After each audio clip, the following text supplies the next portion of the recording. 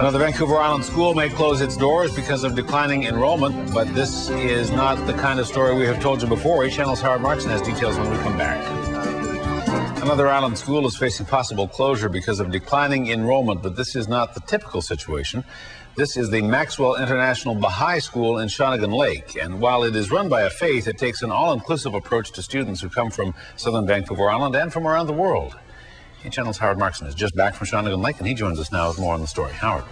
Hudson, the Maxwell International Baha'i School has been in operation for 20 years. It turns out graduates with a very broad view of the world, but enrollment is down, and unless there's a dramatic turnaround, the school will close next year. This group of students is practicing for a performance, but it's not just fun and games at the Maxwell International Baha'i School in Shawnigan Lake. Academics are taken very seriously with classes in all of the subjects in the BC curriculum. That includes an emphasis on learning another language. And while students do wear uniforms, as in many private schools, beneath the blouses and blazers, it's individualism and nonconformity that is stressed. Independent truth is valued, not dogma.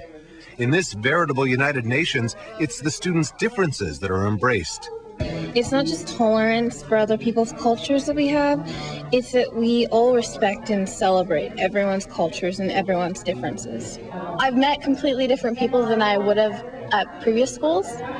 I feel I have changed outwards and inwards. The teachers here at the Maxwell International School say it's hard to quantify the benefits that the students receive from coming here. How do you put a value on the fact that a student from Iran may be having lunch with students from the United States or Israel and talking about the philosophies and lifestyles back in their homeland? Some students board at the school, others are day students from Victoria and the Cowichan Valley. But they all love coming to classes each day.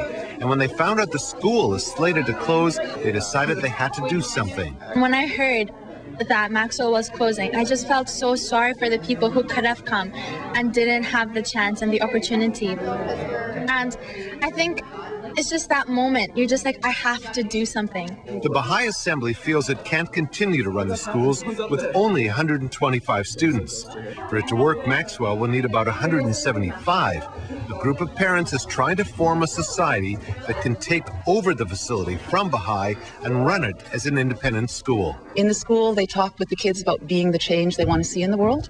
So I think as adults, we need to step up to the plate and we need to be the change that we want to see as well.